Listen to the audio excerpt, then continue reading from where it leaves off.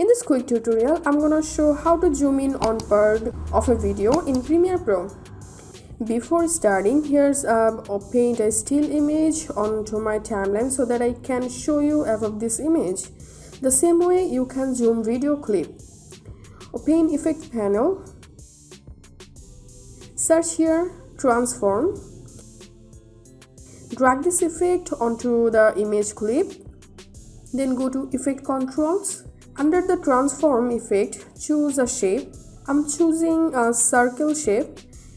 Move it to where you want to zoom and resize the circle by clicking and dragging this handle. Okay. When it's finished, increase or decrease the size through the scale. I'm giving here 150, and now here we can see the image is zoomed now into the circle area. Also give feather so it will look more realistic.